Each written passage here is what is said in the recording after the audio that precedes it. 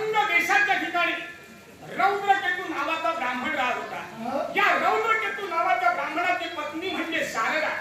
केवळ अपत्य सुख नव्हतं म्हणून त्यांनी भक्ती केली आणि भक्तीच्या योगे करून त्यांना 2 संतान प्राप्त झाली। एकाचं नाव त्यांनी नरांतर असं ठेवलं, दुसऱ्याचं नाव त्यांनी देवांतर असं ठेवलं। एक दिवस घडलं काय, माझी पावलं सहजच त्या रौद्रकेतू दशग्रंथी ब्राह्मणाच्या आश्रमापर्यंत पोहोचली। सहजच मी जाणलं की केवळ या हे दोघेजण मोठे झाल्यानंतर आपल्या शक्तीचा अपव्यय करतील आणि कुठंतरी त्याचा केवळ त्यांना त्रास होणार आहे। हे शब्द उद्गारताक्षणी त्यांना मी सांगितलं, नरांतक आणि देवांतकाला तुम्ही शंभू महादेवाची भक्ती करा। शंभू महादेवाची त्यांनी भक्ती केली आणि त्यांनी वरदान मारून घेतलं की केवळ आम्हाला ते ज्या ठिकाणी मिळवायचंय हे मिळवायचं एक केवळ या नरांतकानं केवळ अखेर साऱ्या नरावरती प्रावीण्य मिळवावं आणि या देवांतकानं समस्त देवावरती विजय मिळवावा ही त्या दोघांची इच्छा होती। तथास्तु म्हटलं आणि शंभू महादेवानं तथास्तु म्हटल्याच्या नंतर घडलं काय, या नरांतकाने नरावरती म्हणजे साऱ्या पृथ्वीवरील नाशकर्त्यावरती केवळ सर्व काबिज केलं, त्याच्यावरती सत्ता मिळवली। सत्ता दिसतो नरांतक झाला। या देवांतकानं केलं काय, साऱ्या देवतांच्या योगे करून साऱ्यांची पाळतापुळी थोडी केली आणि या देवतावरती विजय मिळवला। आता नरांतक आणि देवांतकांनी केवळ दोघांनी विजय मिळवला। पुढं काय, साऱ्या देवतांची त्रेहातीर्पण झाली। दुसऱ्या बाजूला घडलं काय, केवळ इंद्राचं आसन गेलं, त्या देवांतकानं केवळ त्या ठिकाणी अधिपत्य मिळवलं। म्हणून त्या इंद्राची माता म्हणजे अदिती हिनं भक्ती केली गणपती गजाननाची। त्याची इच्छा काय होती, एक ना एक दिवस तरी गणपती गजाननानं आपल्या उदरी जन्म घ्यायचा। भक्तीला प्रसन्न गणपती गजानन झाला आणि गजाननानं आशीर्वाद दिला, तुझ्या पुत्राचं म्हणजे इंद्राचं ते आसन ज्या देवांतकानं मिळविलं त्याला शासन मी करणार, तुझ्या उदरी मी जन्म घेणार। म्हणून केवळ अदितीच्या इच्छेसाठी या गणपती गजाननानं तिच्या उदरी जन्म घेतला। हा उदरी जन्म घेतला, तो जन्म कसा, त्या जन्माचं जन्म नसतं आगळं वेगळं रक्तवर्ण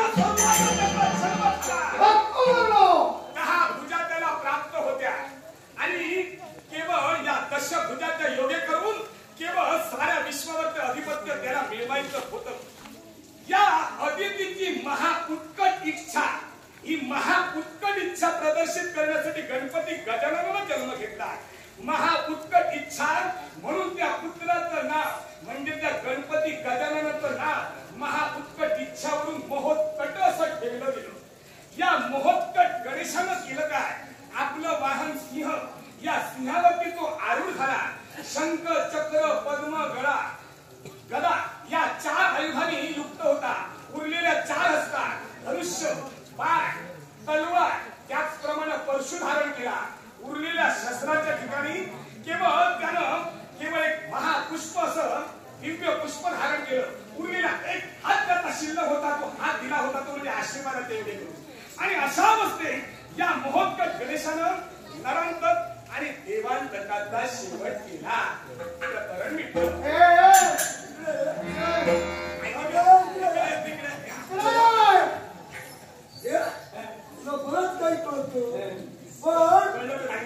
जन्माला आलेल्या मुलांना किती शिकवावं हे तुला कळत नाही, कारण तू परत काही बोल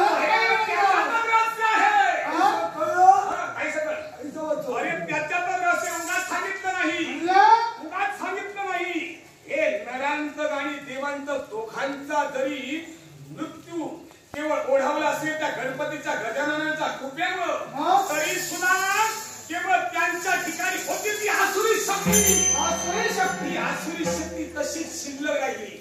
दैत्यांचे गुरु शुक्राचार्याने हीच नामी संधी साधली आणि नरांतक आणि देवांतक यांची देह अस्थिपंजर देह होते। या अस्थिपंजर देहावरती संजीवनी मंत्रानं मंथरलेलं उदक त्या अस्थिवरती भरला। त्या नरांतक आणि देवांतक त्या दोघांच्या अस्थिपासून तुम्हा 2 शक्ती नरांतक आणि देवांतक यांच्या राहिलेल्या अस्थिवर संजीवनी मंत्रानं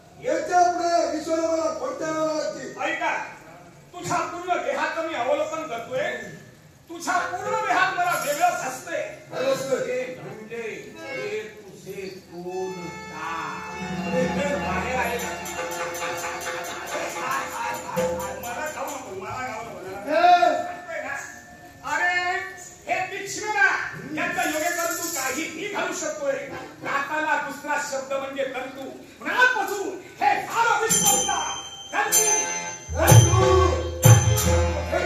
स्वाभिमानाला सांगे दत्तगुरु शुक्राचार्यांचा पुत्र